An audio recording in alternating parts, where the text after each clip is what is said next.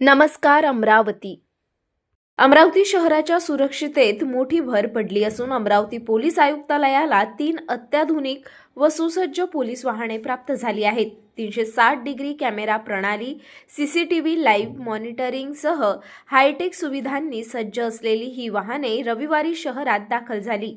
या नव्या पोलीस वाहनांचे राजकमल चौकात सायंकाळी प्रात्यक्षिक घेण्यात आले। अत्याधुनिक तंत्रज्ञानाने सुसज्ज असलेल्या या वाहनाकडे पाहण्यासाठी नागरिकांनी मोठी गर्दी केली होती।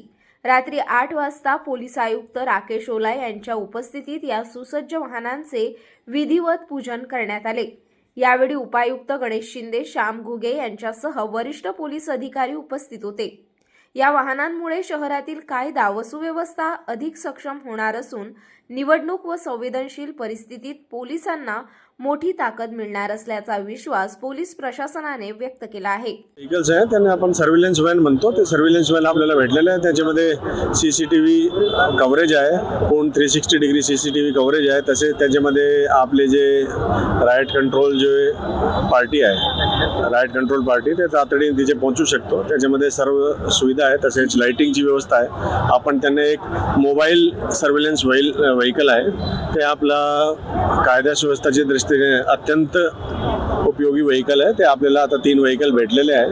आता त्यांचा उपयोग आम्ही पुढची आपली जो महानगरपालिका निवडणूक आहे त्याच्यामध्ये करणार आहोत।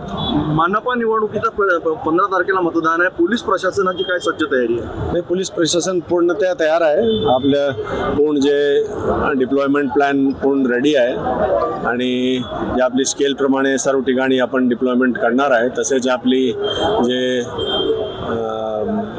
जे पेट्रोलिंग आहे ते पेट्रोलिंग प्लॅन पण तयार आहे आणि पूर्णतः आपला अमरावती शहर पोलीस दल ते निवडणूकसाठी तयार आहे। मादक द्रव्यांची विक्री होणार नाही। मतदान केंद्र आहे आणि त्याच्यावर कशा प्रकारचा बंदोबस्त असणार आहे? राज्यामध्ये आपल्याकडे संवेदनशील अतिसंवेदनशील मतदान केंद्र जे आहे त्याच्याबद्दल मी काय बोलणार नाही, लेकिन आपल्याकडे जे आपला जो पूर्ण दल आहे ते आपल्या निवडणुकीसाठी पूर्णतः सुसज्ज आहे।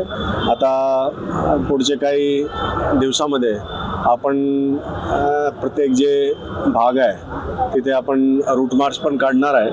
ते रूट मार्च आता थोडे दिवसानंतर सुरू होईल आणि ते सर्व ठिकाणी आपण रूट मार्च काढणार आहे आणि आपले जे नवीन आपल्याला जे मोबाईल सर्व्हिलन्स व्हेकल भेटलेले आहेत त्यांच्यासोबत पण आपण पेट्रोलिंग करणार आहोत। मोठ्या प्रमाणामध्ये मनपा निवडणुकीत दारू, मादक द्रव्यांची विक्री होती, पैसा वाटला जाते, यासाठी सुद्धा पोलिसांनी काय याच्यामध्ये आपले जे FST, SST ते सर्व जे पथक आहे, बॉर्डर सीलिंग पॉईंट, ते सर्व आपले चालू आहे आणि त्याच्यामध्ये बरेच प्रमाणामध्ये आपण ते दारूचे केसेस केलेले आहे। जवळपास या कालावधी दरम्यान आपण जवळपास 150चे वर आपण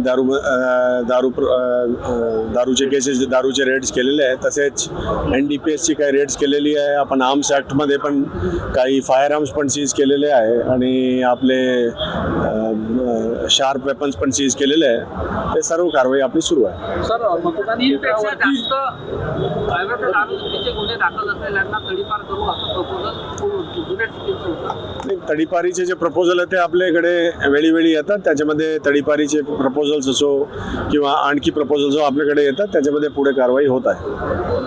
थँक्यू।